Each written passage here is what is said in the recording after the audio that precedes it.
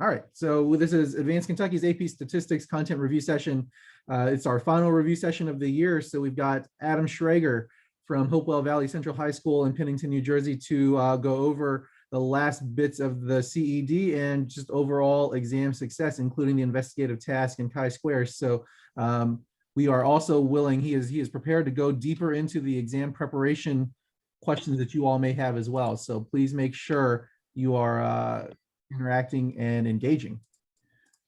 So next, this online review session is intended for a Kentucky audience, but we know we have lots of people from around the country. So welcome students and teachers alike.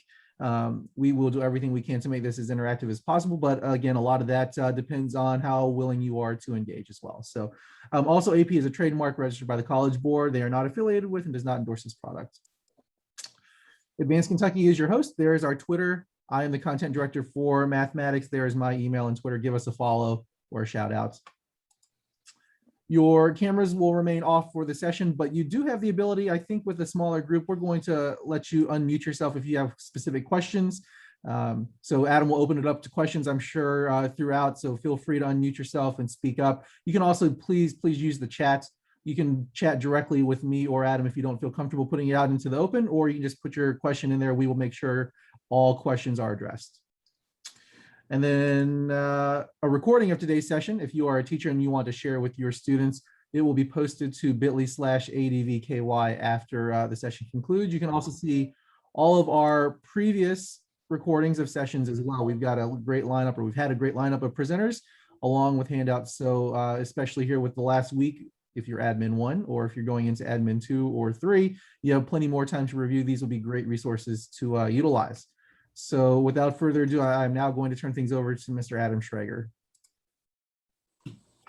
Thanks, Aaron, and hi, everybody. It's always odd staring at a bunch of blank screens, but I hope you're all having a nice Saturday morning. It is beautiful here. I am in the woods of Bucks County, Pennsylvania, right near where Washington crossed the Delaware.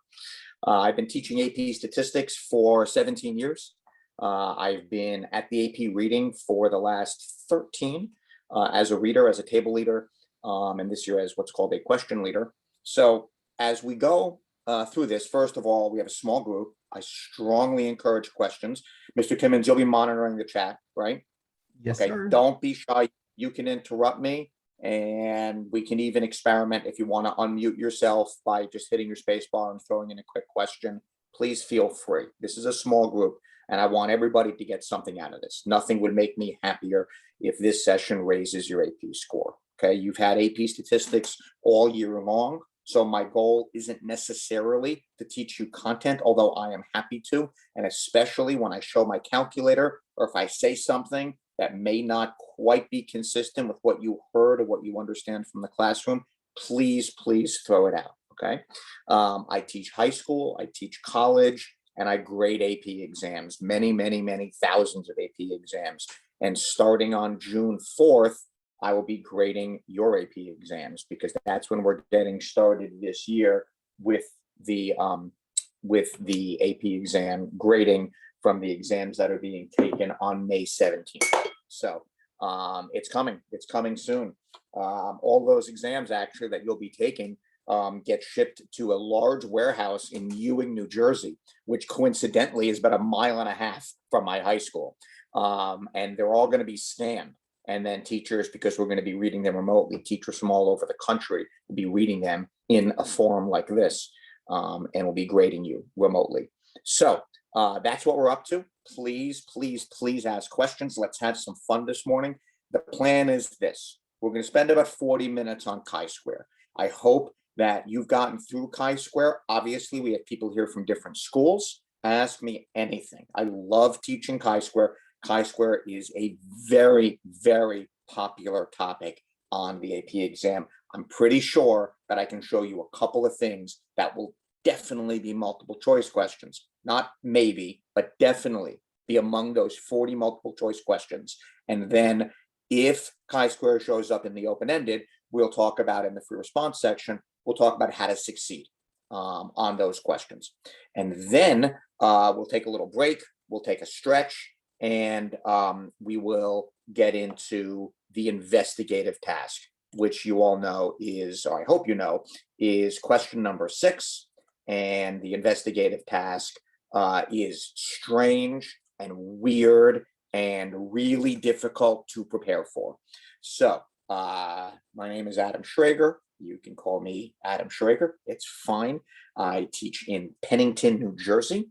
Our high school is very, very close to the ETS campus. I also teach at a place called the College of New Jersey. And I am also on the faculty at Princeton.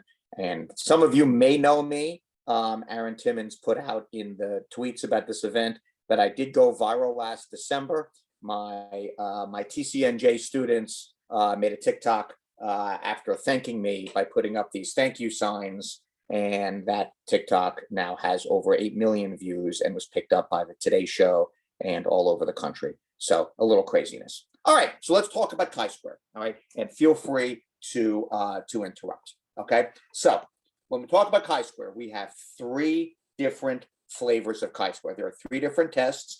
They all have the same math, but there's 3 different tests. And the names of the tests are, and you do need to know these, the chi-square test for the homogeneity of proportions. Homogeneity means sameness. Heterogeneity means different.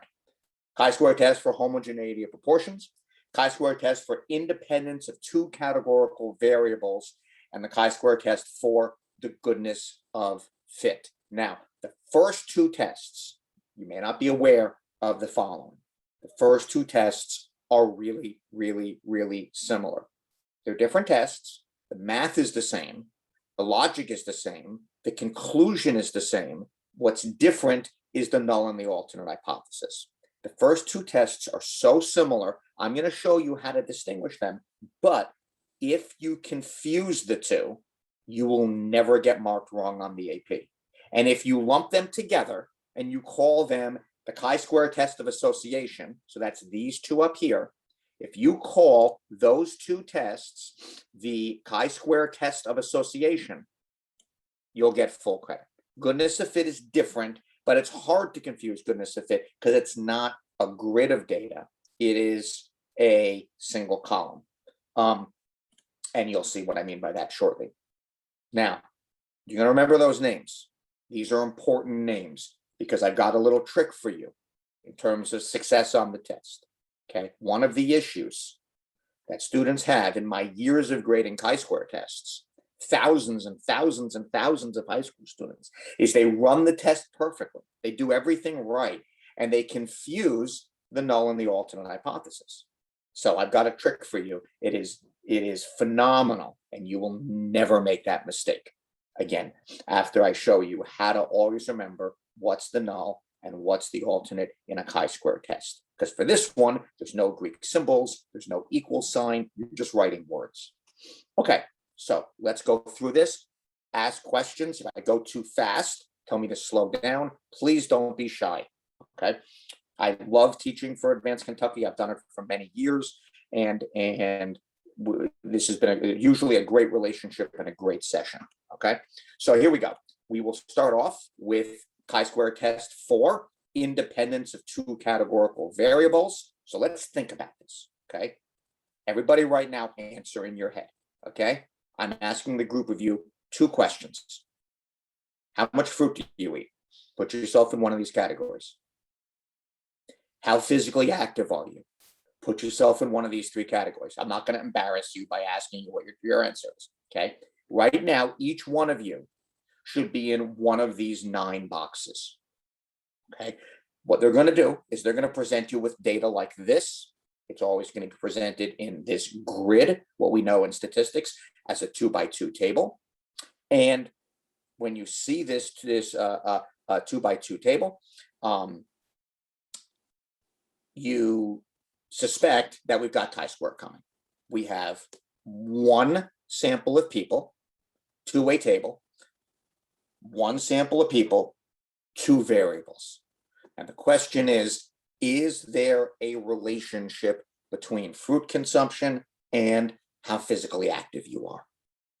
That's a classic chi-square question. I'm going to say it again. I'm trying to drill one idea here. We have 1 group of people. We have two variables. That's what this is testing. Are those two variables independent? Or is there a relationship? If I know how much fruit Mr. Timmons eats, can I make a smart guess about how physically active he is? Because if I can, then they are not independent. Okay, so null hypothesis, they are independent. Alternative hypothesis, not independent. You write out the words. I'm going to say one other thing about the null and the alternate, because this is the only place where a lot of students lose points in Chi-square. Okay, make sure, and by the way, the last slide in this slide deck has all my tips and tricks summarized. Okay, make sure that when you write the null and the alternate hypothesis, that you are talking about the population. Remember that the last unit of AP Stats is called inferential statistics, statistical inference. We are inferring truths about the population. We are not inferring truths about this 1,184 people. That's the sample. We know what happened to the sample. It's right here. What we don't know is the population. Okay, so what do?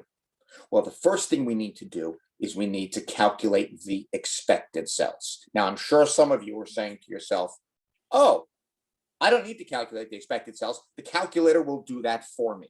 Okay, well, you're exactly correct. We're going to have the calculator do it. But right now, I'm going to get every single one of you a point on the AP right now, because I'm telling you that there will be a multiple choice question that asks you to calculate an expected cell, a single cell. It shows up on almost every multiple choice section. So, and they word the question in such a way that the calculator function is not helpful. So, if the null hypothesis is true, and these two variables are independent, right? There's no relationship between how much fruit you eat and how physically active you are. How many people would we expect to be right here? Medium fruit and couch potatoes. How many people would we expect to be right here? They eat a lot of fruit and they're varsity athletes. So how are we going to find an expected cell? So the idea, I'll do the idea fast, and then I'm going to give you the formula, okay? The idea is we're going to take these 108 people, and we're going to break them down into this ratio. We're going to take this 443 people, and we're going to break them down into this ratio. I know that every high school student I've ever spoken to in my 18 and a half years teaching high school hates the word ratios. That's fine, okay? Here it is. You ready? Row total times column total over grand total. If you can put this to memory, you just got a multiple choice question correct.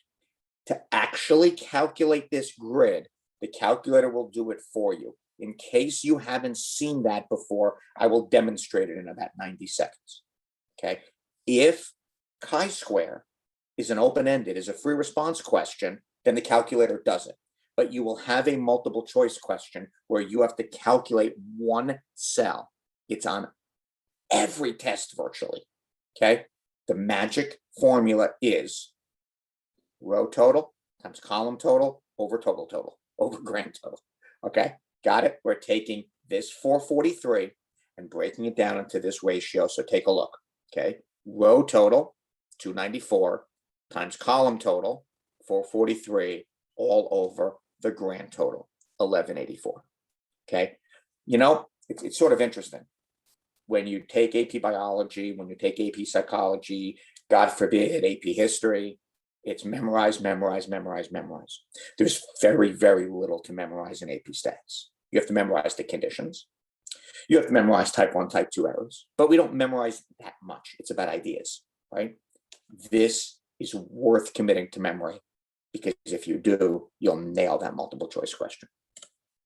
Okay, so here are my expected cells. Let's calculate them together. Okay, so in case you haven't done this before, okay, I know that we're all probably on different calculators.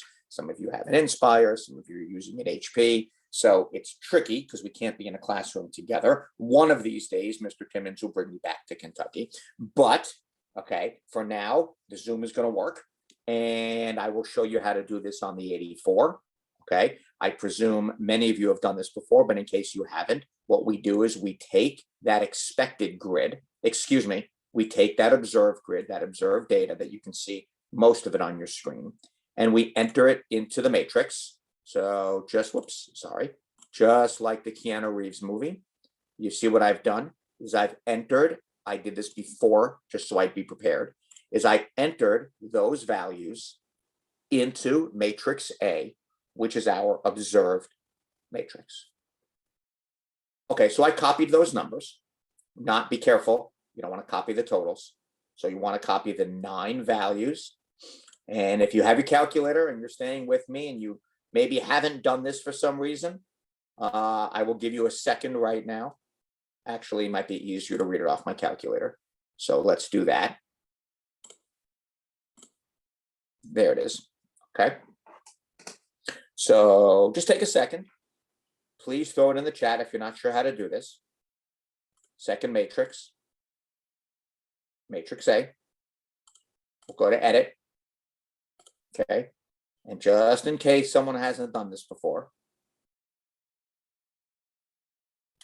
Now you'll notice that enter it in as a 3x3 matrix, rows by columns. You'll notice that I've got the wrong thing in matrix B. I've got some garbage in there from a problem I did last week that I never cleared out. Remember that for a second. We'll go stat, tests. We'll go down near the bottom. We will run our chi-square test. Most of you, not everybody, unfortunately, most of you have 2 commands on your calculator, chi-square and chi-square goodness of fit. This is plain old chi-square. We'll get to goodness of fit in about 15 minutes. Okay, so we'll run the chi-square test. And you notice it wants the observed in matrix A. These brackets are the symbol for matrix math. And this is tricky because in 2021, some of you learn matrices in pre-calculus, maybe in algebra 2, maybe. Some of you have never seen matrix math before. Doesn't matter. All you need to know for AP Stat is rows by columns. So we have the observed in matrix A. It wants the expected in matrix B. I'm going to ignore that. Remember, I have some garbage in matrix B, right? Just some other problem I did earlier. And let's hit calculate. And you'll now see that I have, hopefully you have it too, a chi-square statistic of 14.15 and a p-value of 0.0068. There's my null and my alternate. We will do observed minus expected squared over expected. We'll sum them up. The AP will not ask you to show that work. There's no way. Okay, there's my expected cells. There's my observed cells. Remember, the calculator's done this for you. And there's our conclusion. What am I going to do? Actually, I'm going to take the conclusion off the screen. And anybody want to tell me? Remember, the null hypothesis is that fruit consumption and physical activity are independent.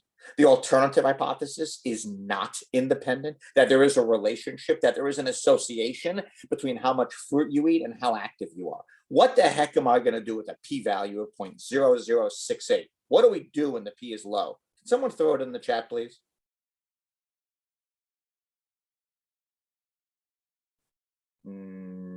Okay. When the p is low, there we go. Thank you, Ava. You rock. Can we send Ava the scholarship there, Mr. Timmons? Okay, thank you. Appreciate it, Ava. Thank you, Kyle. Good. When the p is low, reject that. Oh, null hypothesis. Okay, good. When the p is high, the null might fly. But when the p is low, we reject that. Null hypothesis. Okay, good. So we reject the null, we accept the alternate, and we conclude. Thank you, guys. I appreciate the interaction. Okay. P is less than alpha, reject the null, accept the alternate, conclude that fruit consumption and physical activity are not independent. So there is a relationship. Okay. Now, it is vital that when you run this test, you copy down the expected cells. Remember, I had a slide here with the expected cells. Luckily, you don't have to do all that math. Because if I go back into the matrix after running the test, look at matrix B. It was a 2x4 a second ago, right? And now it's magically a 3x3. And if I go here to look at it, there it is. And your job is to copy this down. Okay, let me talk to you for a second. What I'm telling you to do is I'm telling you to cheat. Okay, everybody cheats in Chisquare. And here's what I mean. Okay, the scientific method in AP statistics is first we check conditions and then we run the test. But in Chisquare, you should do it in reverse. And I know that's a nasty thing for a teacher to say, okay? But here's the deal. You run the test, and then we can go back. We'll have the expected cells, and we can check the conditions. So what are those conditions? Remember, you have to check them for every test. First of all, random sample of 1,184 people. We got that. Second of all, 10% condition. Not a problem. There's clearly more than 11,000 people that eat fruit and that exercise, okay? And the third condition is that the expected cells are greater than 5. So rather than check that condition up front, run the test, get your expected cells, copy them down, and then say, yup, we got it. On the AP, if you have a free response Chi-square question, you must, this is on my cheat sheet at the end, you must copy the expected cells. The logic behind that is it is the only way to check the condition that the expected cells are greater than 5. And by the way, just like expected value in probability, right? When I say the expected value that I win on a lottery ticket is 65 cents, we all know that problem from months ago, right? Here we're doing expected values, they're averages. So the fact that we have some decimals here, write down the decimals. Obviously, we can't have 157.18 people, right? It doesn't matter, it's an average. So my rule is always 2 decimals, okay? Okay. Good. I hope that was a good, quick review of independence. Now, here's the test for homogeneity of proportions. Null hypothesis. The proportions are homogeneous, the same. Alternative hypothesis, the proportions are heterogeneous, different, not the same. Homo, same, hetero, different. Don't confuse those words. Okay, so look what I have here. Do you guys remember? Throw it in the chat if you remember, okay? Do you remember in biology, there was a lab and you had to like lick a piece of paper and the piece of paper had a compound on it. It's a benign compound called PTC. And some of you could taste it and it was very sour. And others of you couldn't taste it at all. And it's a classic like biology lab about genetics. Why certain people can taste it and certain people can't, and it's all genetic. Anybody remember doing that lab? Anyone want to just throw me a yes or no in the chat? Anybody have any bad memories of tasting PTC? Thank you, Kyle. Thank you, Ava. No? Okay, it's a pretty common bio lab. I appreciate you guys participating. I sincerely do. Okay, so PTC is this compound, it won't hurt you. Some groups can taste it and some groups can't. So what we've done here is I've taken 4 groups of people, some Irish people, some Portuguese people, some Norwegian people, some Italian people, and we gave them some PTC to see who could taste it and who couldn't. And the question is, are the proportions different in the 4 countries? Okay, so here's the deal. Once you've written your null and your alternate hypothesis, the rest of the test is identical to what we just did, okay? So we put it into the calculator. I'm going to skip over that. Okay. We check our conditions. They're all met, right? Clearly, there's more than 10 times this number of people in these countries. We will be told that it was random. and all my expected cells are greater than 5, you will copy down the expected cells. We have a chi-square, p-value, 3 degrees of freedom, rows -1 times columns -1. Since p is greater than alpha, we do not reject the null. Be careful you don't accept the null in words. We do not reject the null. We cannot conclude the proportion of PTC tasters in the 4 nations is not the same. So we cannot conclude heterogeneity. Wow, these 2 tests are nearly identical. At first glance, they look the same. It's both grids. So how do we distinguish between them? The math is the same, and the null and the alternate, they're just nuanced. Okay, so here's the difference. Okay, here's the difference right here. Okay, now, by the way, I taught this for about 16 years before I learned to summarize it like this. Okay, this to me was the big breakthrough. Independence of 2 categorical variables. That was the fruit and the exercise. We take 1 sample of people and we ask them 2 questions. Got it? And the question is, are they related? Ready? Answer these 2 questions for me. You can do it in your head. What color are your eyes? What's your favorite household pet? Cat, dog, bird, fish, other. Got it? So we all have an eye color. We all identify right now with having an eye color. And we all have a favorite kind of pet. Okay, I'm a cat guy. So, is there a relationship? Sort of a silly question. Right? Independence of 2 categorical variables. 1 sample of people, 2 questions. Chi-square for homogeneity proportions, multiple samples. A sample of Irish people, a sample of Portuguese people, a sample of Norwegian people, a sample of Italian people. 4 distinct groups, 4 hats. And we're asking them 1 question. Yes or no, can you taste PTC? Okay. So if it's a free response question and you confuse the 2, in the 23-year history of AP Stats, they've never marked you wrong. Worst case scenario, call it chi-square of association if you're nervous. However, it could be multiple choice, and they could ask you between the 2. If they do, they're going to make it very, very, very clear. They're going to make it very clear whether you're looking at this or whether you're looking at this. And that's the distinction between the 2. Are the proportions the same or are the variables independent?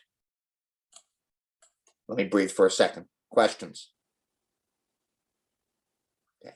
When you write the null and the alternate, don't say the data is independent. Say the true proportion of people who exercise and eat fruit are independent. The true proportion of eye color and favorite pet are independent. Make sure you're talking about the population. There was a question a few years ago, a chi-square question, that if your teacher covered it, it's a teacher favorite question. It was about moose. And the hardest thing about that question was students referenced the sample of moose, the data, and not about the true behavior of the moose. If there's any teachers on this right now and they would like to see that question, it's one of the all-time favorites. If anyone wants to Google it, just Google AP Statistics moose burnt forest and you'll see it. Okay. All right. Let's keep going. Let me just clean the chat here. Okay. Chi-square goodness of fit. This one you'll easily be able to distinguish from the other 2 because your data will be in a single row or a single column. It will not be a 2-way table. The reason this has its own command on the calculator is because of degrees of freedom. In the 2-way table, degrees of freedom is rows -1 times columns -1. We do not have the bandwidth today for my brilliant hour-long degrees of freedom lesson. Just memorize this, okay? It's a proxy for sample size. That's all you need to know, okay? But if you have a single column or row of data, like we're about to have, then if you did rows minus 1 times columns minus 1, your degrees of freedom would be 0. And your calculator will give you an error message. So if you enter the question we're about to do as a 4x1 matrix, you will get an error message because those degrees of freedom are hardwired in. That's why your calculator has the chi-square GOF command. Okay, null hypothesis, the data fits some proportions, the data follows the proportions. Alternative hypothesis, it doesn't fit the proportions, and you're going to need to calculate the expected sales yourself. I've got a trick for you. Okay, I've got an awesome trick that will always work. Okay, so let's give this a quick read. I will read to you. A mass transportation study concludes that in large cities, 40% of commuters drive to work, 15% drive in carpools, 20% take trains, and 25% take buses. Excuse me. Philadelphia City Council wants to know whether commuters in Philadelphia follow the same pattern. They randomly sample 600 commuters and they find this. Okay. Do we have convincing evidence that Philadelphia commuters follow the national study?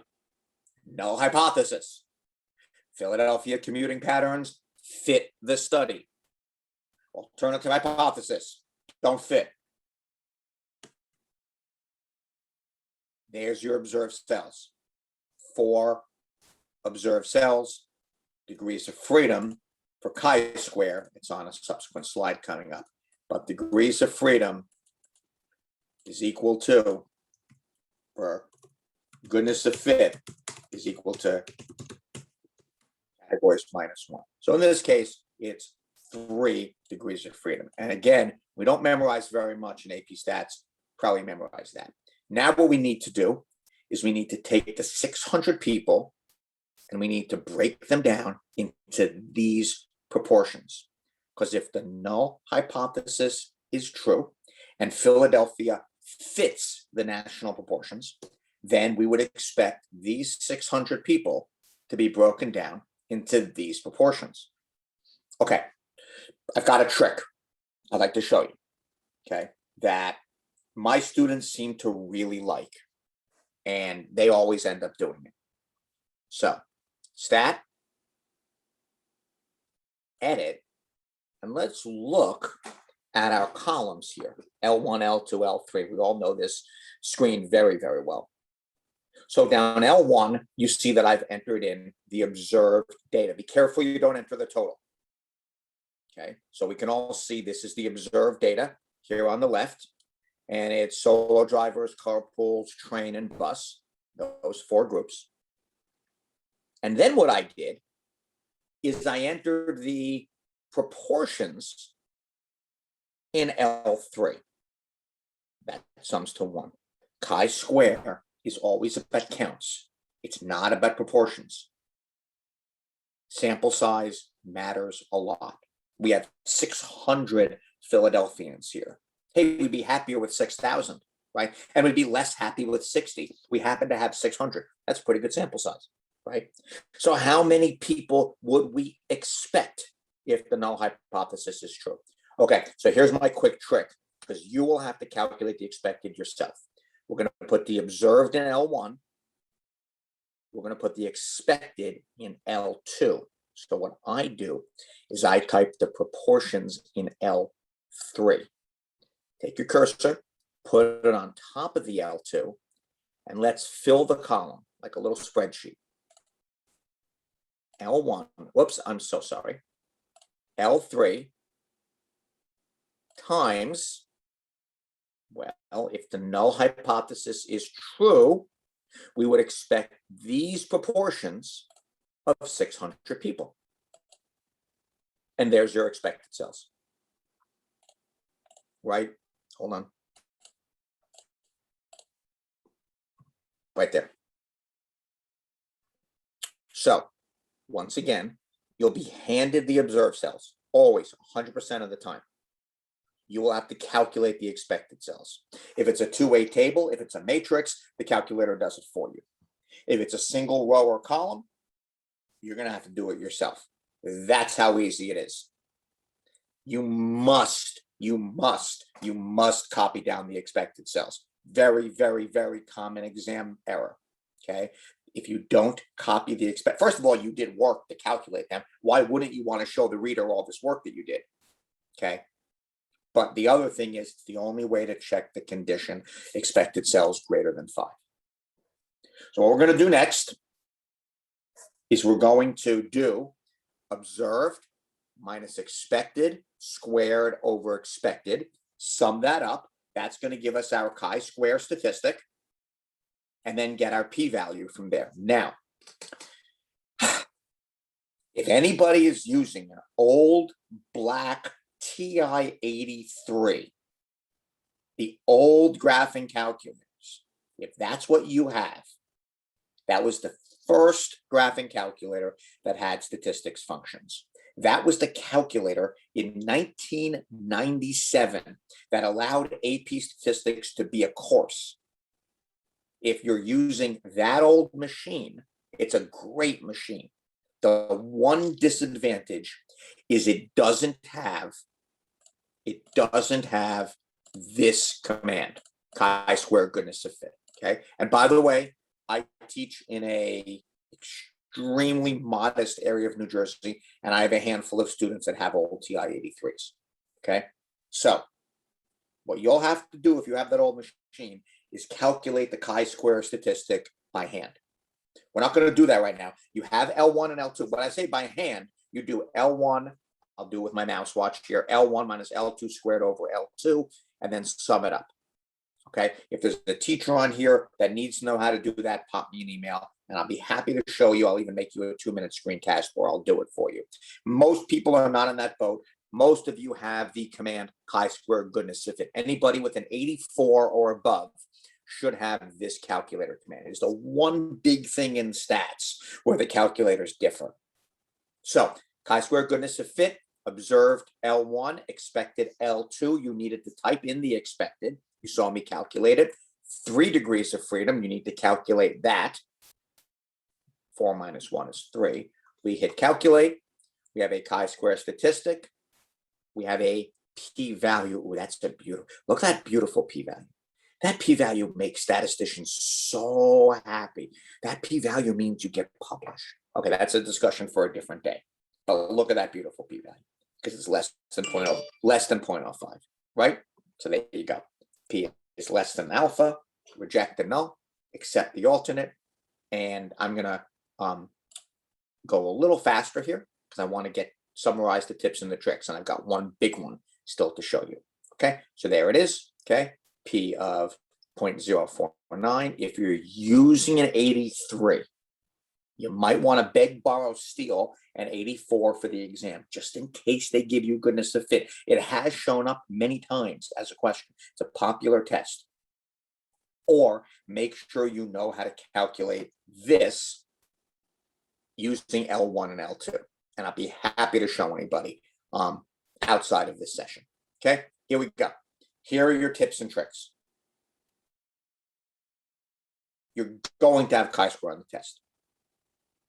First of all, copy down your expected cells. The calculator will calculate them for you. All you need to do is copy the grid and label it expected. And then you get to say expected cells greater than 5. Check. Okay. Now, here's the big trick. People confuse the null and the alternate in chi-square all the time. All the time. So here we go. I'm going to go back to my very first slide. The name of the test is the null hypothesis. I'm going to say that again. There's 3 different chi-square tests. The name of the test is the null. Ready? Chi-square test for homogeneity proportions. What's the null? The proportions are the same. What's the alternate? They're different. Chi-square test for independence 2 categorical variables. What's the null hypothesis? They're independent. What's the alternative hypothesis? There's an association. They're not independent. Chi-square test for goodness of fit. What's the null hypothesis? Philadelphia fits the national average. Philadelphia follows the national average. Got it? Fits. Fits is a great word because fits doesn't mean equals, right? Look at that Michigan sweatshirt that Aaron Timmons is wearing right now. It fits him, right? It fits him. It would probably also fit me. Now, we're not the same guy. We're not the same body type, but we could probably fit into that sweatshirt, right? Fit doesn't mean equals because we're not the same person, but we could probably fit into the same hoodie. Can I borrow that, Mr. Tim? No, there's no way you would loan me your Michigan sweatshirt. There's no way you would loan me your Michigan sweatshirt. Got it? Think about what the word fits means. It doesn't mean equal, right? It means, do we generally fit this pattern? And Philadelphia generally doesn't fit the national pattern because the P was low. The name of the test is the null hypothesis. It fits. Alternate hypothesis don't fit. Philadelphia don't fit the national pattern. It doesn't fit. It doesn't follow. The name of the test, homogeneity, independence,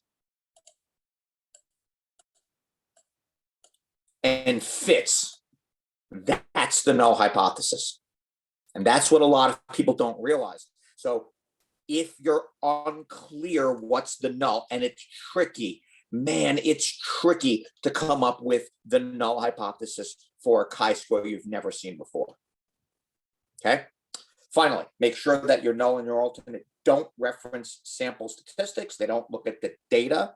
We're talking about the truth of the world. So I want to say something like the true proportion of Philadelphia commuters, the true proportion of fruit consumed is independent of the true proportions of exercise.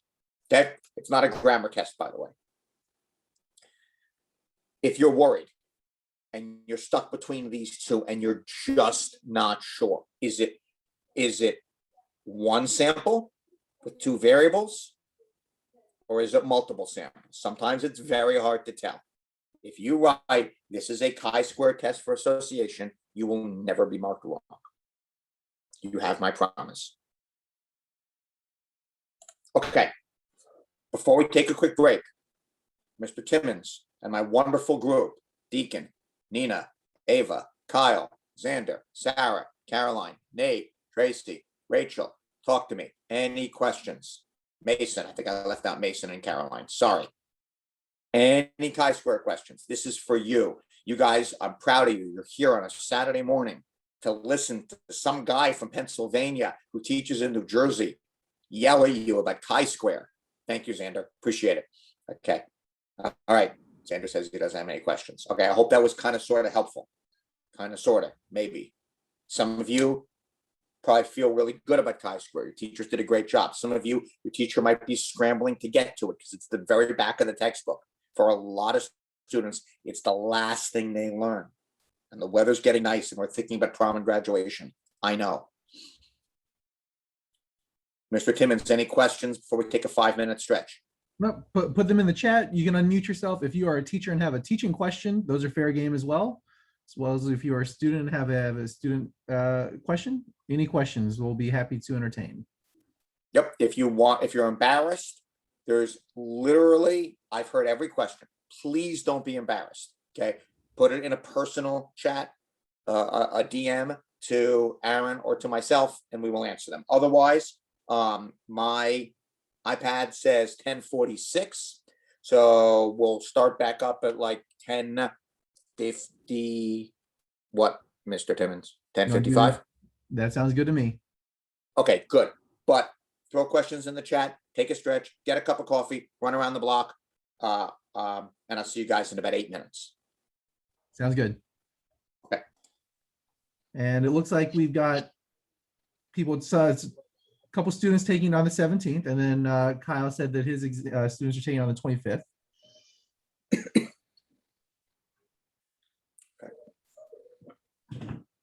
My students are taking it on the 17th. So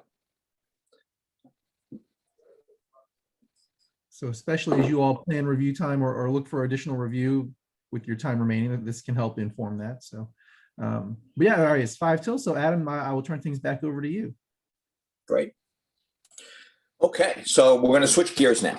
We're going to talk about the investigative task. And the investigative task, most people just call it question 6.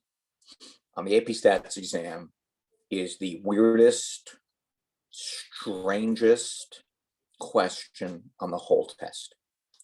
And among all AP topics, among all AP subjects, it's one of the most out there. It's worth 25% of the free response. That means it's worth 1/8 of the entire exam. So we have some strategies, and it's very difficult to strategize for a question that could literally be about anything. So we've had sessions. Advanced Kentucky has had sessions about probability, and we can strategize about probability. We just spent 40 minutes talking about Chi-square, and there's strategies for doing well in Chi-square. But an investigative task could literally be about anything. And it will certainly be about something you've never seen before. So how do you prep for something that you've never seen before? It's very hard. Okay. So this is what it looks like when you turn to question 6. They call it section 2, part B, question 6. Everyone just calls it question 6. 25% of the free response, which is to say 12.5% of the entire test. This is my red box. 25 minutes. So it's a 90-minute test. So what they're saying is you should spend about 1/3 of the time. Okay. That's a long time to spend on one question. Okay. When you first open up the test book, when you first look at AP statistics, it looks like there are 6 free response questions. And we want you to think about it like there are 5 free response questions plus this investigative task. Okay, so what do we expect for this question that is going to teach you something new? This question that is going to ask you to apply what you know about statistics to some other paradigm. Tracy, mine as well. Monday the 17th. So, by the way, I'm very proud of this graphic. I hope you can, Mr. Timmons, you appreciate my expect the unexpected graphic. Do you like it? This picture summarizes question 6. Okay, it really does. It's going to be about something you've never seen before. I assure you, that's the entire point. And what this is testing is, can you use what you've learned about statistics in a new way to answer a new kind of problem? The question will usually teach you something new about statistics and then ask you to apply it along with what you've already learned. And I'll be blunt with you. It's out there. It's genuinely out there. Okay, so here's what we do know about this question that we can't know anything about. Okay, first of all, it's always question 6. Second of all, it's twice the length of any other question. Third of all, it's roughly double the points of one of the other questions. Not quite double, it's pretty close to double. Okay, part of it will absolutely be something that a student can answer. There are points to be had on question 6, for sure. And part of it will be something that you've never seen before.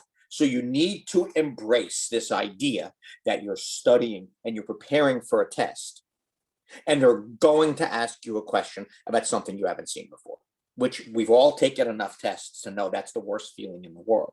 When you read a question, you're like, I've never seen this before. That's the whole point of question 6. Okay, to investigate some new statistical idea. Okay, you have almost certainly not seen the concept before. In previous years, they've had dummy variables, they've had bootstrapping, they've had Simpson's paradox, all kinds of statistical ideas, related rates that you haven't been exposed to before. Okay, embrace the idea that they are teaching something new, and all you really need to do is follow the instructions. Now, the next thing I'm going to say Every teacher has a different opinion. Don't let me step on what your teacher said, okay? But I'm going to give you my opinion. When should you do question 6 to maximize your performance, okay? The number one thing is don't save it for last.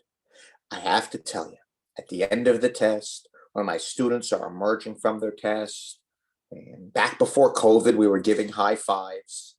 I was nowhere near the testing room, but they would come and find me in the building. And we, how'd it go? How'd it go? How'd it go? And what makes my heart sink, what would make me so sad, no matter how many times I said in the classroom, was when someone said to me, I think it went well, but I ran out of time and I didn't get the question 6. That is devastating to your score. Hear me out. If you don't get the question 5, it's okay. But you got to at least get some points on question 6. Every point you get on question 6 is nearly double the value of points on other questions. Okay, so should you do question 6 first, which some teachers recommend. Some teachers recommend, because question 6 is worth so many points, that when you open up the test book, you go right to question 6. I do not think this is a good idea. And the reason is because it's going to be weird and different, and it might mess with your head. And there's going to be a couple of free response questions that you feel very comfortable about. There's going to be a couple of free response questions that you look at, say, oh, I know exactly how to do this. Mr. Bradley taught me how to do this, and I did a bunch of these, and I know exactly what to do here. And you're going to jump right in and get almost all those points on question number 1. On question number 2, maybe question number 4 is a 1 prop Z interval, and you literally just got 100 on that test. You're really good at interpreting confidence intervals, right? Maybe question number 3, which we know this year is almost certainly going to be probability. Maybe it's Bayes' rule, and you love Bayes' rule, and you're really good at it. But then maybe the next person over hates Bayes' rule. It's the one thing in probability that scares the crap out of you, conditional probability. So maybe skip it. Skip it and come back to it. At some point early in the test, after you've done a couple of questions, what I tell my students is, once you've picked up those easy points, once you've grabbed that easy money that's lying around, then I want you to jump to question 6. And you almost certainly want to do question 6 before question 5. Question 5 is usually a bear. Question 5 is usually more challenging than the others, and it could kind of be about anything, okay? So question 6, it might rattle you. You might get through some of it, and then you might sit back and say, I don't really know what to do with the rest of it. That's okay. Go finish the rest of the test. It's also the kind of question, and I know you've had this experience before, when you kind of get the question in the back of your head, and as you work on other stuff, the answer, the solution, the strategy kind of comes to you.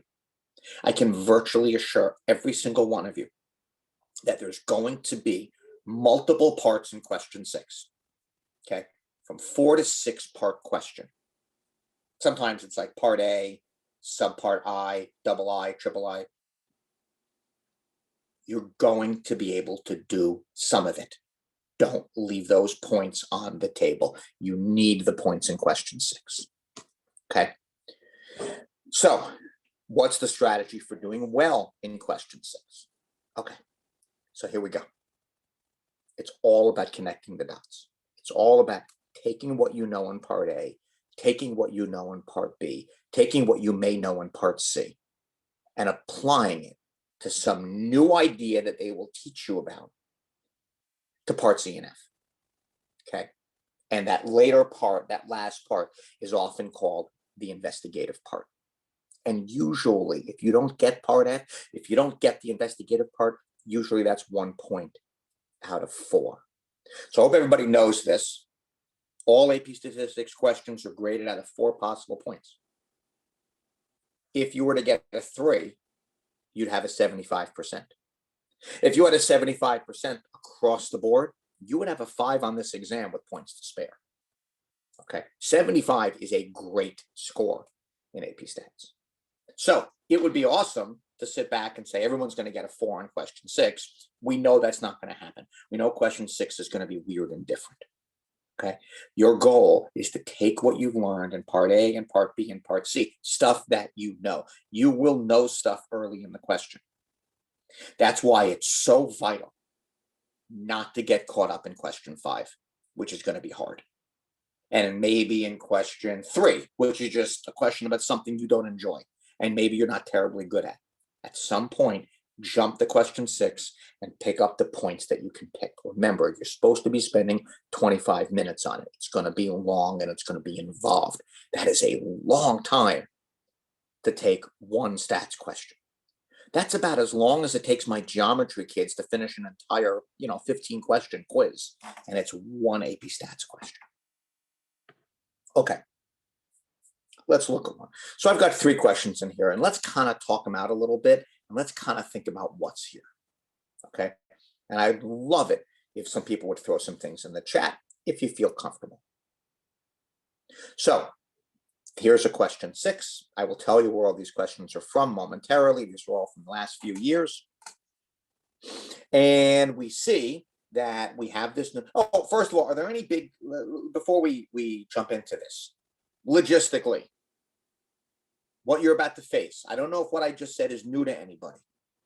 Okay, that this question is so different from every other question in AP Stats, and for that matter, from every other question on almost every AP exam. There's nothing quite like this.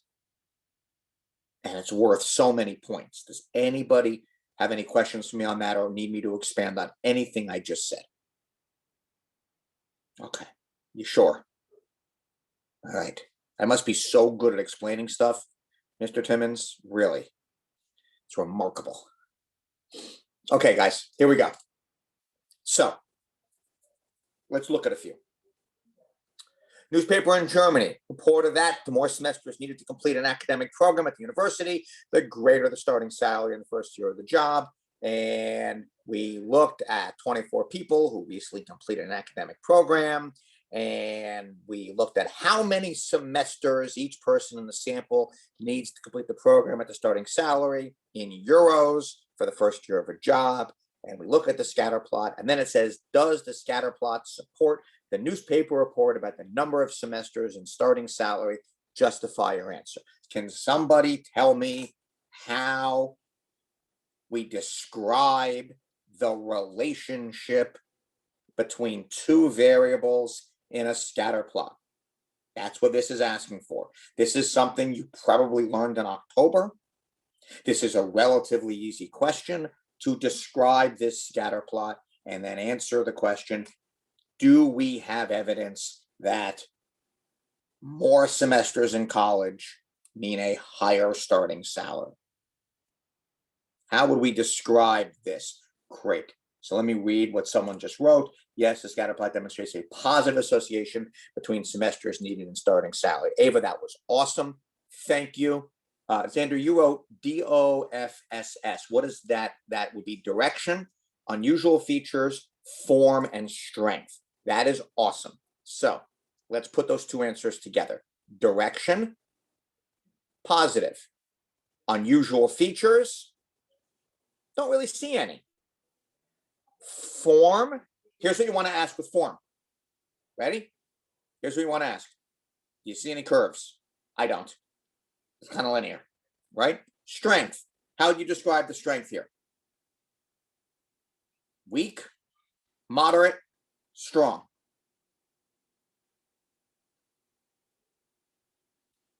Strong. Ava, I can't argue with strong. I can't argue with moderate. Great. Thank you, Mr. Bradley. Thank you, Ava. So we have a strong, positive, kind of sort of linear relationship. Okay. If you guys did not learn, let me get that again, DOFSS, that Xander wrote, direction, unusual features, form, and strength. I will tell you that when, okay, this is going to be the R-rated section of our Saturday morning. Okay, you guys ready for this? Okay, so here we go. It's 11:10 on a Saturday morning. I'll give you something you'll never forget. Okay, how to describe a relationship in AP statistics. So whenever they ask you to describe a relationship, what do we want to talk about? We want to talk about strength, strong, moderate, weak. Okay. We want to talk about form. Some textbooks call it type or form. What we mean by that is linear, non-linear, etc. Okay. It's usually just linear or curvy. Okay. And then, of course, we want to talk about direction, positive or negative. Those are the things you need to get in there, and then mention the unusual features. So, Mr. Timmons, I know you are a very happily married man, but back in the day when you were dating and you had to think about getting into a relationship, what did you have to think about? I remember this well. Yes, that's right. Yes, you always had to think about STDs, right? So whenever in statistics we think about a relationship, we have to think about STDs. Okay, that's my R-rated little joke there. Okay, you all got it? Come on, we good? It's a great little memory trick.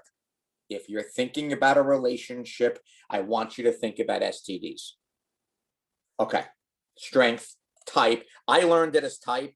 A lot of people learned it as form, but I just like to say type because it's funnier. Okay, good. So look, but let's be honest here. Part A, you can get part A. Ava just got part A, right? And who else put that in the chat? Xander got part A, right? That was great. Okay, that's excellent, Mr. Bradley. STDs stay with you longer than duffs. That's precisely right. People remember STDs, Kyle. Okay, it's a great little memory trick. Strength, type, and direction. You all just got part A. Part B, they gave you this little printout. And they ask you to identify the slope of the least squares regression line and interpret the slope in context. I need everybody to hear me, okay? Even though it's not really the point of our morning. Part of the AP statistics curriculum is technology competence. You're supposed to show that other than a graphing calculator, that you have been exposed to statistical software packages. That is part of our course, that you know how to read statistical output. The problem is there is no one statistical program that AP uses. So depending on who your teacher is, you might have seen in what textbook you use, you might have seen different output, okay? But there's one thing that's consistent, and that's the output for regression. So every AP statistics exam ever, since the very first one, has this picture. The reason it's not random, the reason is they're testing you on, do you know how to read computer output? Okay, this is the question. And I promise you, every penny I own, this will be on. I have not seen this test. I don't know what's coming up next Monday. Okay, but they always ask, they always give you the computer output, not because they love computer output, but because they have to test that you have acquired this skill. Okay, so just a reminder, okay, this word right here, constant, some programs call the intercept. You're going to get the model right there. So there is your intercept, and there is your slope. Okay. The rest of the screen would be for your linear regression t-test or your linear regression t-interval. If they were to ask you about the statistical significance, they don't. My other big trick, I want everybody to do this for me. Please, because I've graded these exams for years. Please, when they give you this output, as soon as you see the output, I want you to take your pencil and I want you to cross off adjusted R squared. Get it off the page, because although it's in the output, it's never, ever, ever, ever, ever going to be asked about on the exam because it's not part of our curriculum. And I've graded these for 13 years, and I will tell you that thousands of students will accidentally grab this number when they mean to grab this number. They don't realize that adjusted R squared is something they haven't learned before.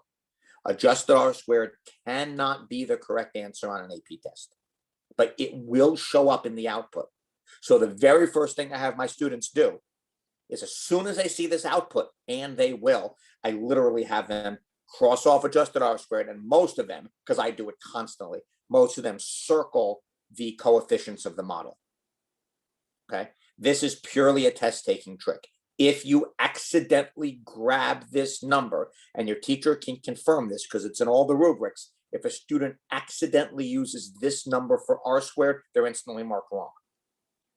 Okay, so don't even run that risk. All right, now this particular question doesn't ask you about R squared. This is identify the slope and interpret the slope in context. There it is. So we would say something like, the slope is 1.1594. And so for every additional semester that somebody is in school, can someone finish my sentence?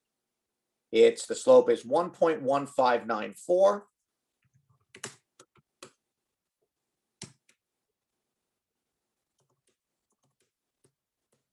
So for every additional semester that somebody is in school,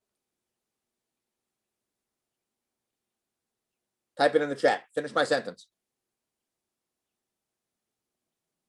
Come on, you guys are good at this. Here's your slope. Here's your regression line.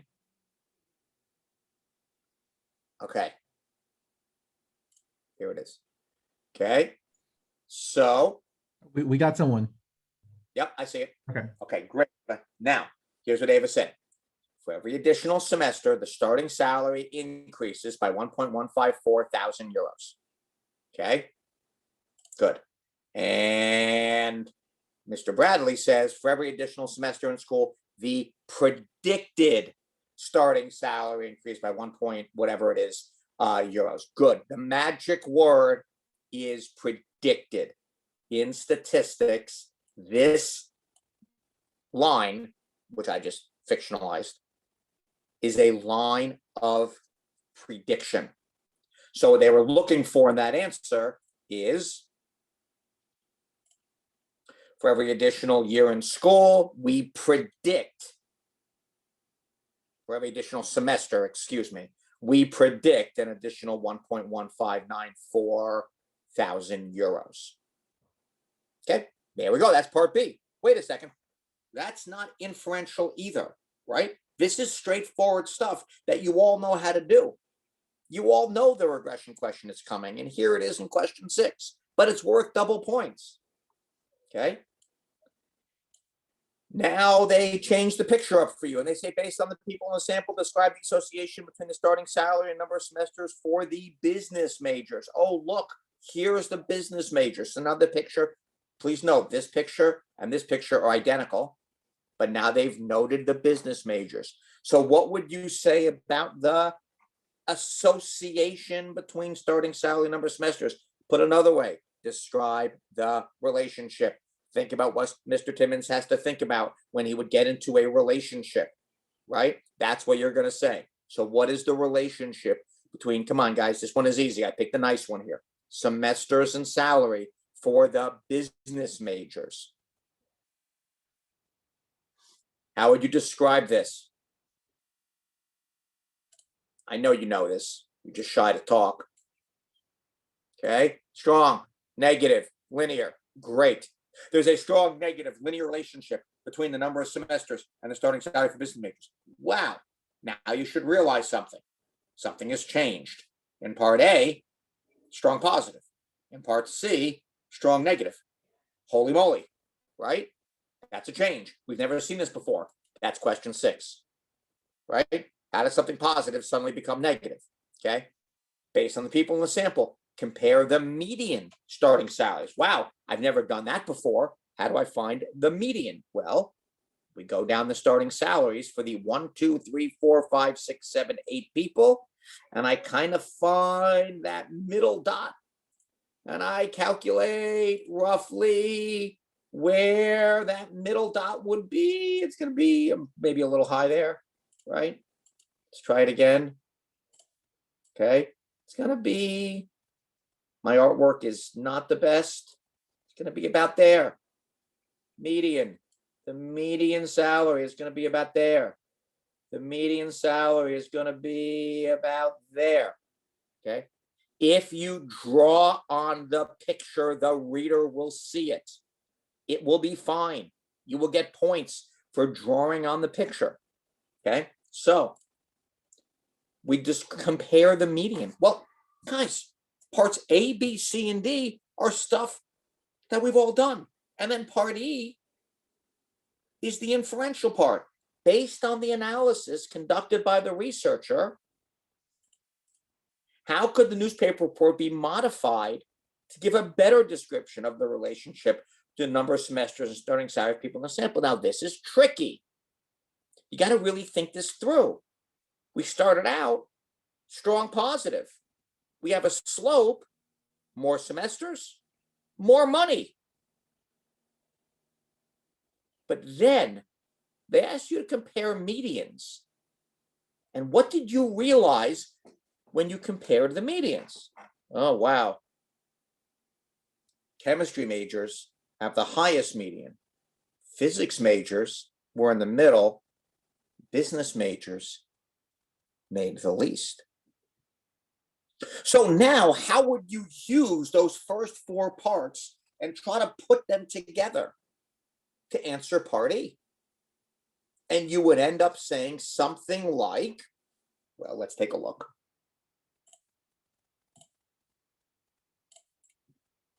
So I do have all the answers ready for you.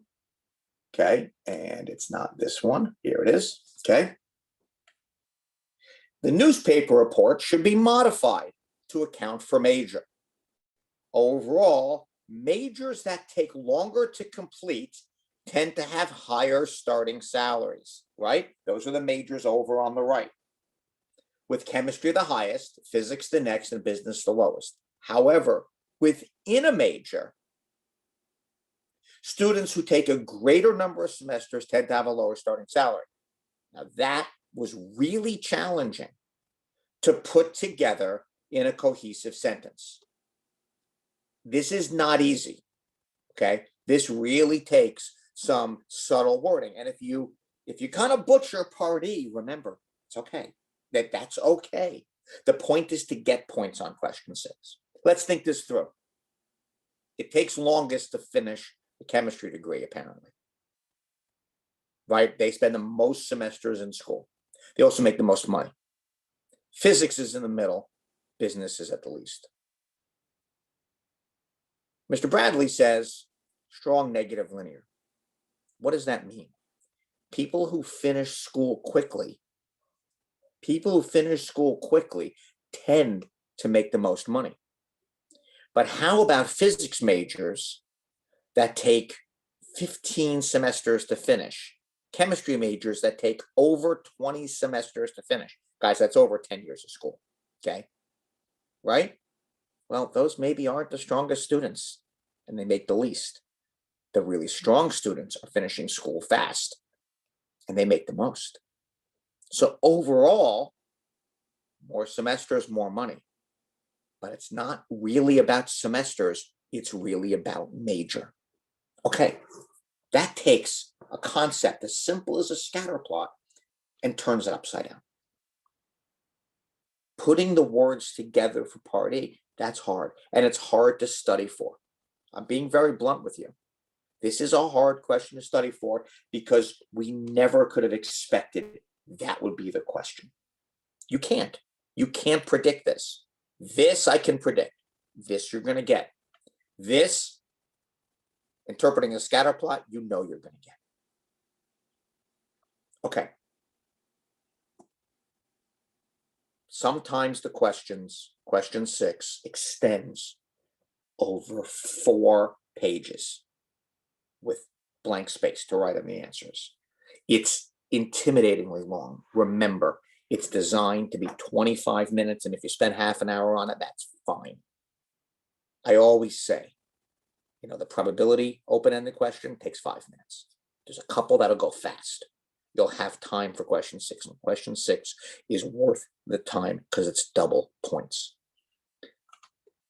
Answer the easy parts. Try to connect the dots to solve the later parts. Your goal is not to get 100%. Think about that.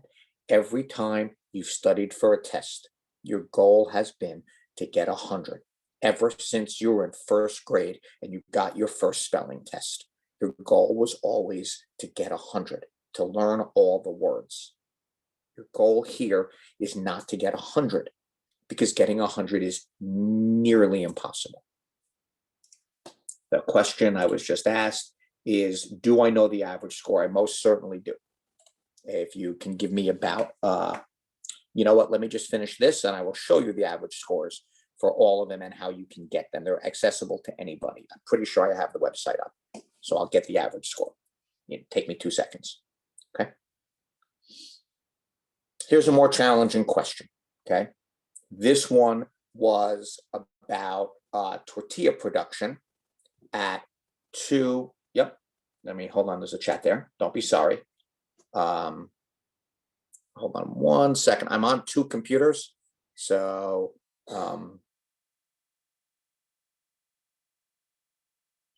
okay. So the question I just got is, how do we determine strength? And the question is, why would I call this strong? I wouldn't. I would call this moderate, right? Or maybe moderately strong. What I tend to do when I look at strength, though, is my trick is, and there's no magic here, right? If we take a quick peek, we see an R-squared of 33.5 in part B. So maybe that's not strong. Moderate is okay. Moderate's a very safe word, by the way. However, I like to look for the white space. There's an obvious white space in the upper left. There's an obvious white space in the lower right. So sometimes if you look, when you're looking for strength in a scatter plot, this was someone just DM'd me this question. So thank you, person who sent me this question, right? If you see the obvious white space, then you can kind of conclude that there is an obvious relationship, okay? Yeah, I think you're probably right. I think strong might be too strong a word, okay? Here's a little advice. If you were to call this moderately strong or moderately weak, you'd be set. The word weak, this ain't weak. Weak means a swarm of bees. This is not a swarm of bees. There's an obvious pattern here. Salaries are generally getting higher as semesters are getting higher, but it's not that strong. Moderately strong, I think you're safe. I'm curious. Let's take a quick peek there for that person's question. Okay. Positive association between these 2 variables. And it doesn't even say strong. Okay. But here for part C, they said strong negative linear. Okay.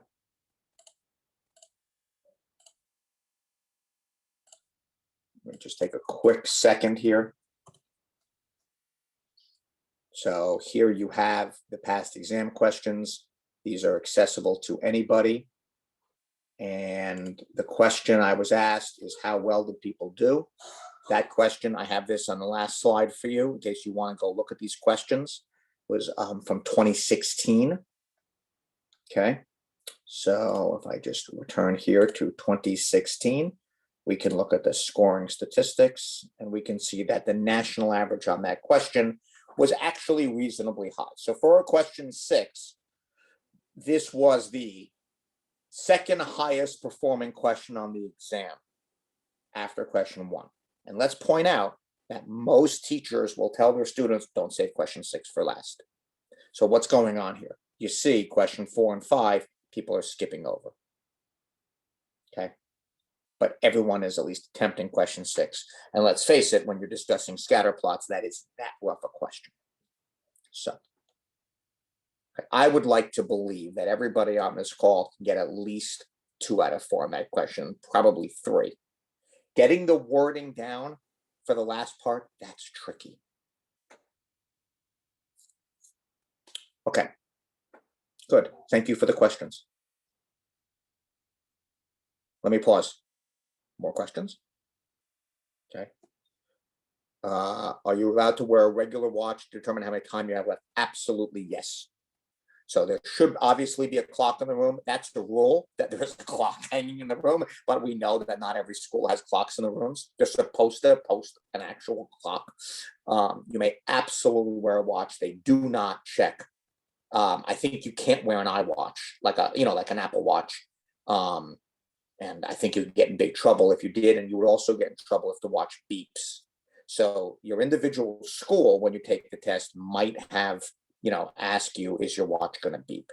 I think if it beeps, that you may be dismissed. But if you have a traditional watch, you can absolutely wear it, and I recommend you do. Okay.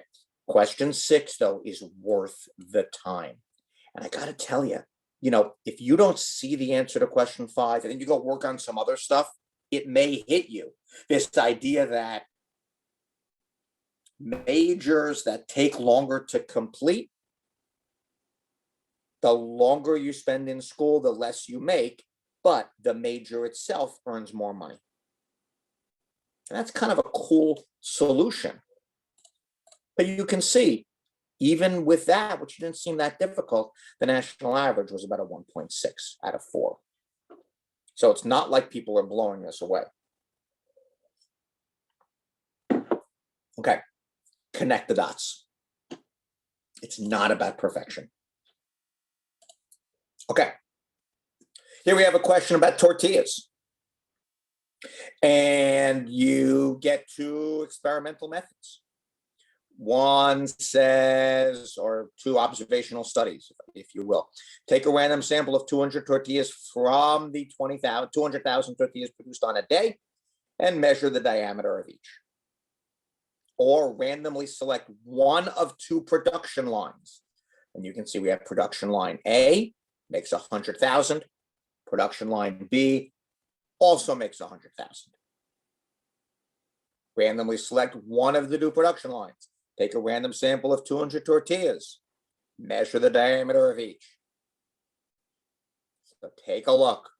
You can see very clearly that the 2 production lines are different.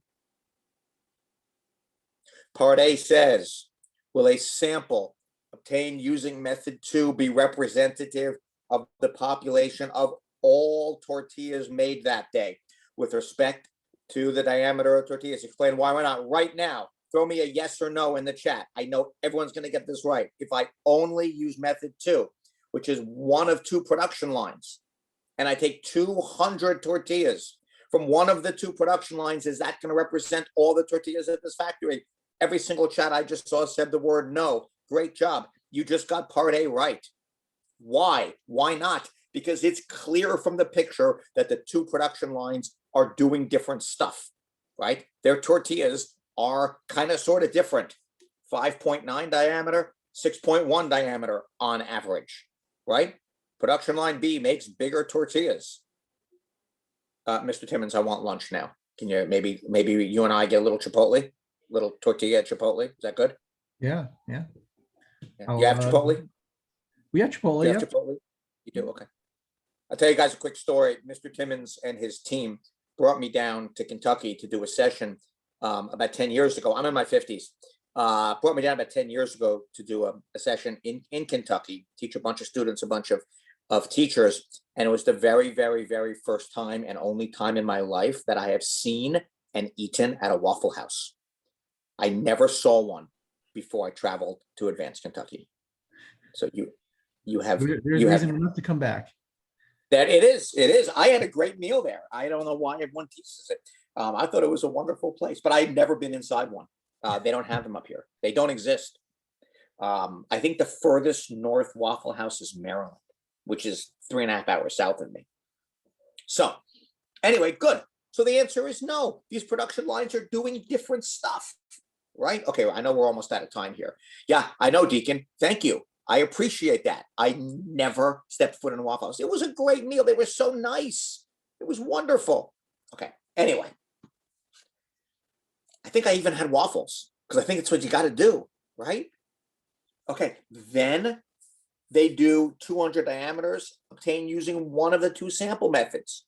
Considering the shape of the histogram, which method, one or two, was most likely used to obtain such a sample? Hey guys, remember the first thing you learn in AP Stats is you learn your shapes.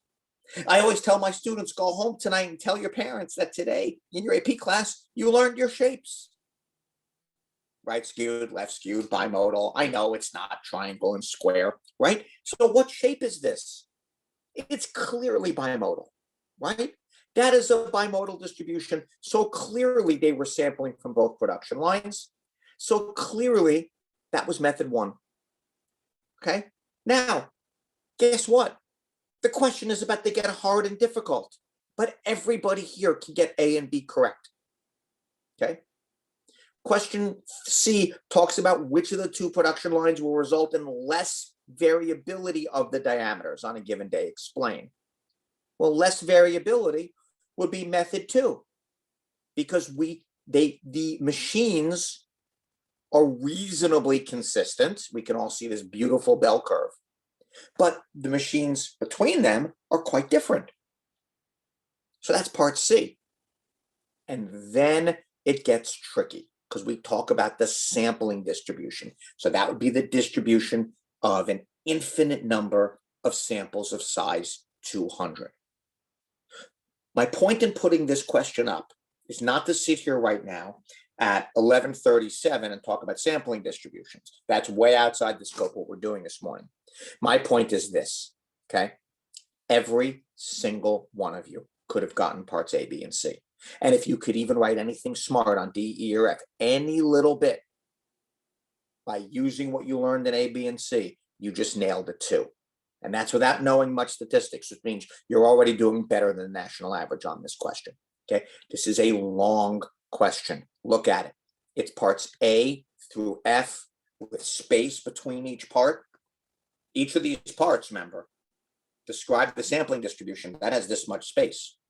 This picture and then the space, that took up the whole page. So this question was printed over 4 pages. Okay.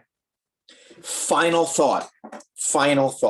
Usually, the easy points, the points that you absolutely cannot leave on the table. And let me make this clear. I hope question 6 is something you can tackle. But I promise you it's going to be weird and it's going to be different. And I promise you can get some points because some of it is going to be easy. But here's the deal. Occasionally, that easy stuff won't be at the beginning. So even if you start to get horribly lost and confused, because let's face it, those of you taking this test a week from Monday, you're starting at noon. By the time you get to this, it's going to be 3 o'clock in the afternoon. You're going to be hungry. You're going to be tired. But here's a question. This was a hard one. And we talk about systolic blood pressure of all employees of the corporation. Null hypothesis is that the true mean is 122, and which is the true mean systolic blood pressure of Americans. And alternative hypothesis is that it's higher because apparently people at this company are very, very stressed out, right? Okay. Part A, describe a type 2 error. Now, I hope everybody knows their type 1 and type 2 error. Guaranteed, 100% confidence you're having type 1 and type 2 errors on the test. So what's a type 2 error? Is we failed to reject the null, but we should have. So what's a type 2 error in this context? Is we fail to say that the true mean is higher than 22, but it actually is. Okay, so type 2 error, failing to reject a false null. Hopefully, that's something that you've studied hard and that you are really prepared for. All right, now hear me out, okay? Part B gets really complicated. It asks for the values of the sample mean that you would need to reject the null at the 5% level. Okay, so that's a tricky question. And then part C, now then they give you a little information. Now you got to just picture with me. Part A, big white space. Part B, big white space. Then they give you some new information. And there's a reason I'm jumping like this. The actual mean systolic blood pressure of all employees of the corporation is 125, not 122. Stop, think. The true mean of Americans is 122. And now this question is telling you that at this company, it's actually 125. So people at this company do have a higher systolic blood pressure. You all got it? The truth of the world is 125. The alternative hypothesis is true. Okay. And then in part C, it's find the probability that the null hypothesis will be rejected. Okay, that's tricky. But then read part D, because sometimes there's an easy question buried late, especially if you're running out of time and you're nervous and you're scared, because this question 6 seems really scary. And D says, what is the statistical term for the probability? So the null hypothesis is false and you reject the null. This is the last question I'll ask you to put into the chat. Who knows what that term is? Write it for me in the chat. The null is false. Ava's the winner.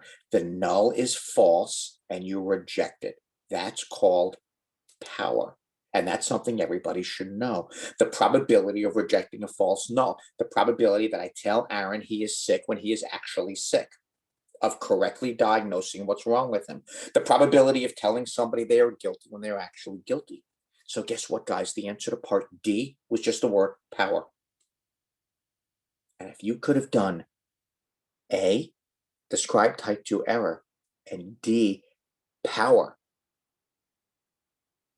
the rest of it would be all cake for this incredibly challenging question. Here are the years of each of those questions. And now I'm kind of curious in terms of what Mr. Bradley asked me earlier. So if you will just humor me for a second, we will go to 2018, which was a much more challenging question. Okay. So can you describe a type 2 error? And do you know what Ava knows? The word power. Ava, you just got a 2 on that question. Look at the national average. Look at the national average on question 6.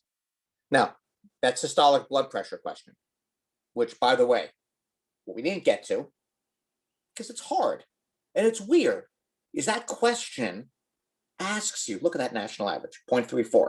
That question is teaching you how to calculate the probability of a type 2 error. Now, why am I not going through that with you? Because it's not relevant to you. Because calculating the probability of a type 2 error is not part of our course. And I can nearly assure you it's not going to be on this year's test. This year's question 6 is going to be something different. The point is there's going to be elements of the question you could get. Ava just wrote the word power in the chat. She just decimated the national average with that one DM to all of us. Think about that. It is 11:44. I could talk about this stuff all day. I'm going to stop talking. Feel free to unmute yourself. Feel free to show me your faces. And are they allowed to do that, Mr. Timmons? Can they show their faces? Oh, we can do that. Yeah, sure. Okay. I don't want to break any rules. We'll pause the recording and that. Yeah. Okay. So the question was, how many multiple choice should we get to have a good chance of passing?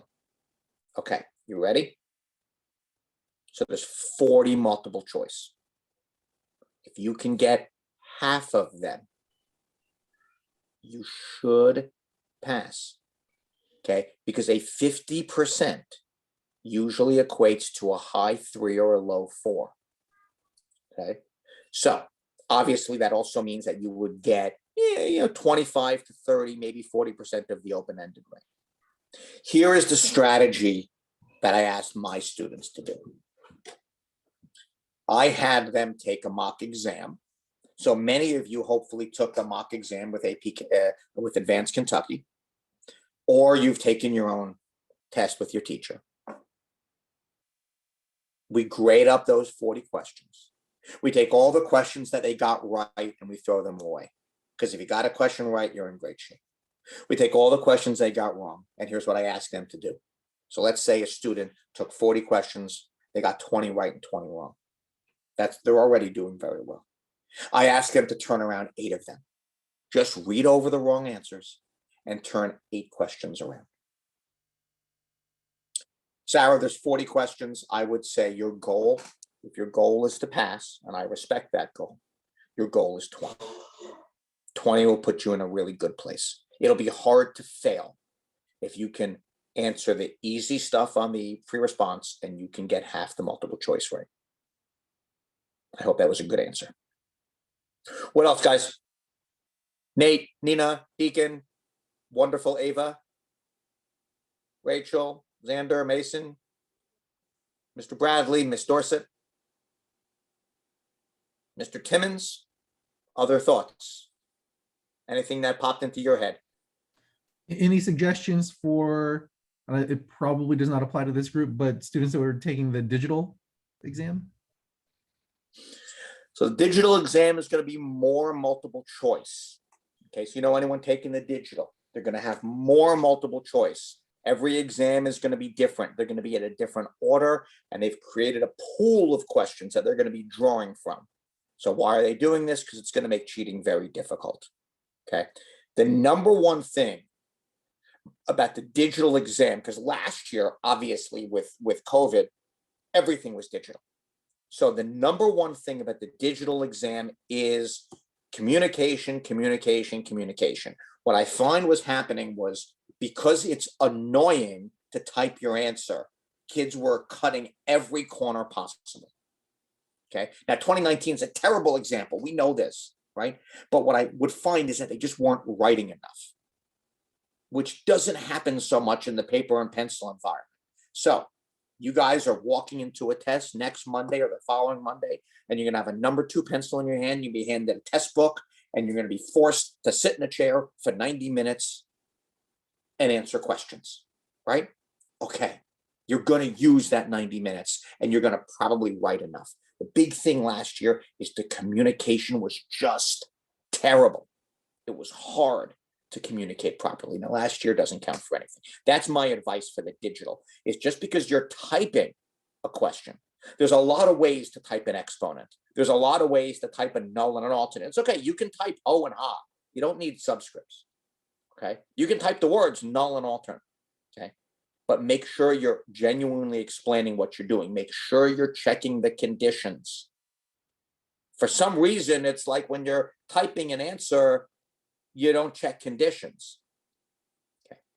Significance test for a slope. What a fantastic question, Sarah. Okay. You ready? So, hypothesis test for a slope. Are you ready? Technically, the answer is yes. Pragmatically, I'm going to show you, Sarah, what you're going to need. Okay. Pragmatically, they have never, ever, ever, ever, ever asked you for the to run a lin-reg t-test. And there's been one exam, the 2019 international exam, which coincidentally was the Advanced Kentucky mock exam, that asked students to run a lin-reg t interval. The only other time they ever asked it was the very first AP test ever in 1997. So here's what they will ask you, Sarah and everybody, when it comes to linear regression. You will almost certainly get this question. Is there a statistically significant relationship between the number of semesters and the starting salary? Is there a statistically significant linear relationship between semesters and starting salary? So they're asking you, would you reject the hoe? So let's refresh, okay?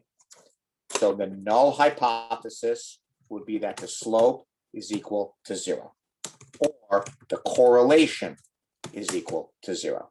And you probably have learned this, that the slope would be lowercase Greek beta. The correlation would be lowercase Greek row. That's how your calculator has it. I do not believe you'll have to run one of these from scratch. I would be shocked. Okay. In 23 years of AP statistics, they've never asked you to run one. The official answer, Sarah, is yes. Okay. Alternative hypothesis, not equal to 0, or correlation, not equal to 0. Here it is. I'm going to show you the skill. So the question is, it's a very common multiple choice question. It could even show up as an open-ended. What would you conclude? Is there a statistically significant relationship between semesters and salary? And the answer is, hold on. There it is. I'm getting the right tool. Okay. The answer is yes. So that value, it's always in the bottom right of the computer printout, is the p-value for the slope.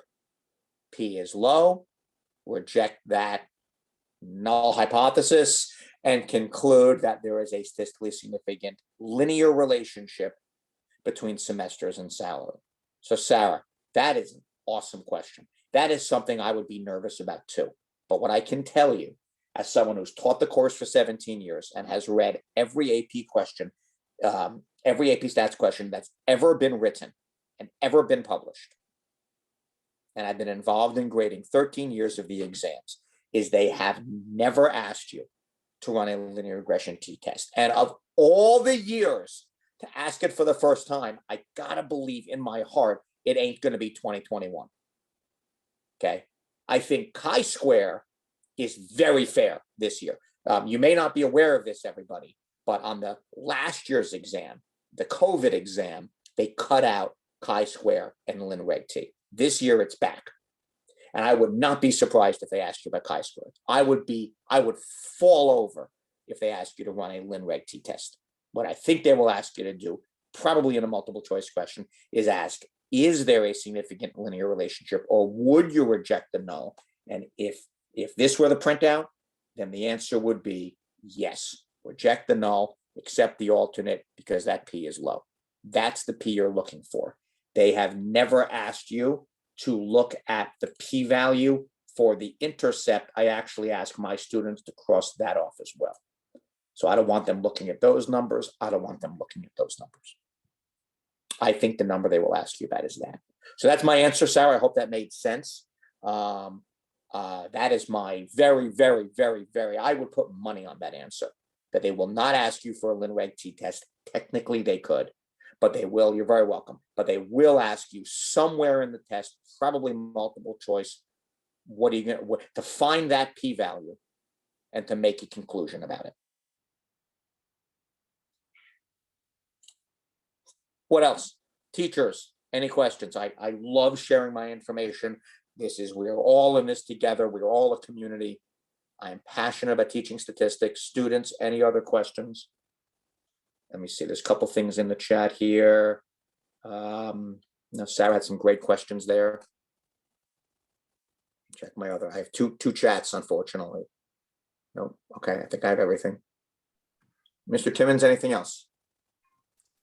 Oh, we're in, hold on, let me read Mr. Bradley here. Wow, okay, so I would say that if we look at big mistakes, right, I would say that what do we know about this year's test? We know that this year's test is going to be a little bit different. Question 1 is going to be descriptive statistics. Question 2 is going to be experimental design. Question 3 is going to be probability. Question 4 is going to be inference. Question 5 is going to be a mix. And question 6 is going to be investigative. We know that. For the first time, we know that. Okay. My advice in terms of reviewing is very simple. Conditions, conditions, conditions. Know the conditions for inference tests and make sure that they are checking conditions for confidence intervals, because everybody forgets to do it. There will be question after question about those conditions. Multiple choice questions, is NP greater than 10 so that we can assume normality? And you will definitely have to check conditions. So in terms of where students going to make mistakes and something that is easy to review for the week, that's what I'm going to be focusing on. I actually have Wednesday and Thursday slated to just go over those conditions. Type 1, type 2 errors, all that kind of good stuff. I would probably at this point, I would minimize reviewing experimental design because it has the lowest footprint on the exam. Maybe just cover the sampling methods, cluster, stratified, systematic sampling, because we know those could show up. Those will show up. I would say that there's a couple of things. Do I have review material? Yes, I have stuff that is different than StatMedic. I love the StatMedic guys. They are great guys. My stuff is different. I know Luke. Luke was one of my readers. I helped train Luke. So yeah, if you want, I will put my email up, and I just pop me a note. Have you shared my email, Mr. Timmons? I wasn't sure. I do. I've got it on the slide to put up at the end too, but if you want to. You do? Okay, good. Okay, yeah. It is your school email, though. I don't know if that's the one you prefer me to give. Yeah. Do my Okay. HVRSD email. Yeah. And Mr. Bradley and anybody else, if you email me, you will get a response. I promise you. Okay. Yeah, no criticisms about StatMedic. I've just done it longer than StatMedic's been there. I think now you really want to focus on, okay, let's talk about test success. So. And yes, that's my email. So it's Adam Shrager. Please be careful with the spelling of my name. Students, you're absolutely welcome to email me. Just let me know who you are when you email me. But at Hopewell Valley Central High School, that's my high school job. That email is open all the time. Teachers, you're welcome to email me over the summer if you have questions or concerns. There's no C in Shrager. Just be careful with the spelling. And HVRSD, Hopewell Valley Regional School District. Go ahead, Mr. Timmons. I'm sorry. No, that was all I had. So information for Adam and myself are on the screen, along with the links to the recordings and the handouts. So all of the slide decks that Adam referenced throughout today are available there. And he said he was very generous in you all reaching out to him. So feel free to do so. But again, Adam, yeah, I know it's a big commitment on your part to work and present your expertise during this session for us. So we certainly appreciate it. Thank you, Tracy. Thank you, Aaron. I'm happy to do it. Love you guys. I would like everyone to do well as I preach the gospel of statistics education. I love this stuff. So I left Wall Street to do this, and I'm pretty happy. So, feel free to reach out, and I will respond. I promise you. Yep. Mr. Timmons, a pleasure. Everyone else, thank you for coming. I'll hang out a second if there's any thank you, Xander. Okay. And we'll just see if anyone has any last second questions.